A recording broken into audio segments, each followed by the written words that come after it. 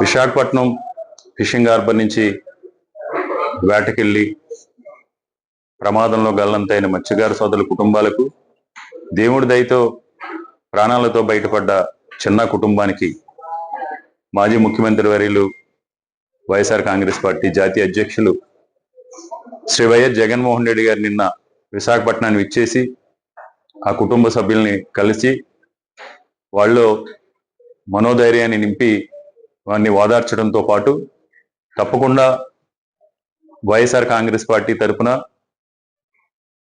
ఈ ప్రభుత్వంపై ఒత్తిడి తీసుకొచ్చి మీకు అన్ని రకాలుగా కూడా న్యాయం జరిగే వరకు కూడా ఈ ప్రభుత్వంపై వైఎస్ఆర్ కాంగ్రెస్ పార్టీ ఒత్తిడి తీసుకురావడం జరుగుతుంది.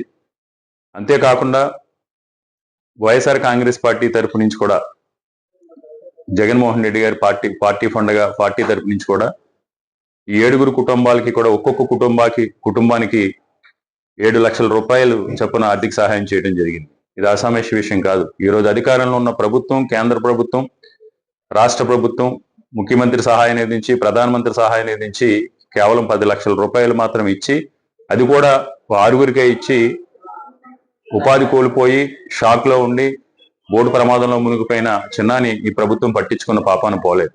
దాని గురించి ప్రకటన కూడా చేయలేని తరుణంలో ఈరోజు గొప్ప మానవతావాదిగా, మానవతా దృక్పథంతో కష్టకాలంలో అభాగ్యులకి అండగా ఉండాలనే ఒక మంచి హృదయంతో జగన్మోహన్ రెడ్డి గారు 7 లక్షల రూపాయలు వారికి ఇవ్వటం జరుగుతుంది.